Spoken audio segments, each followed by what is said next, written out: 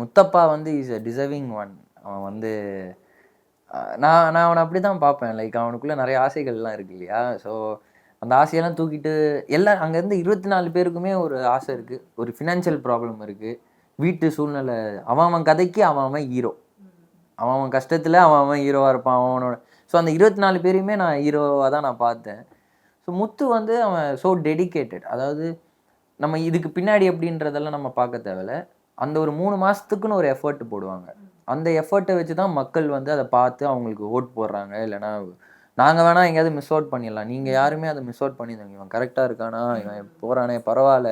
என்ன கூட்டு வந்தது அதுதான் ரீசன். இவன் என்ன பண்ணாலும் மீதி விஷயத்துல இவன் இவனா இருந்துட்டு வரான். ஓகே அப்படின்னு தான் எனக்கு போட்டு நான் யோசிக்கிறேன். ஸோ அந்த மாரி முத்துவோட விஷயத்துல இஸ் வெரி டெடிகேட்டட்.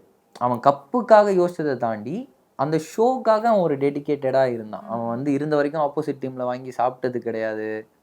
அந்த ரூல்ஸ் மெயின்டெயின் பண்ணுவான். காலையில என்னதான் அவன் பெரிய பாடி பில்டர் அப்படி இப்படி இல்லனாலும் அவன் ஒரு வொர்க் அவுட்டு, ஒரு மெடிடேஷன் பண்ணுவான். இதெல்லாம் வெளியில நாங்க எல்லா ஆர்டிஸ்ட் எல்லாருமே பண்ணிட்டு இருந்தது. அந்த களத்துல போய் ஏதோ ஒரு கட்டத்துல எங்களால பண்ண முடியல. நாங்க அத வந்து விட்டுட்டு பரவால்லடா இன்னைக்கு முடியாது. ஆனா அவன் அது எல்லாத்தையுமே பிரேக் பண்ணி ஒரு ஜென்யூனா ஒரு எஃபோர்ட் ஒண்ணு போட்டான். அந்த எஃபோர்ட்டுக்கு கிடைச்ச ஒரு பெரிய பரிசுன்னு தான் நான் நினைப்பேன். And he completely deserve it.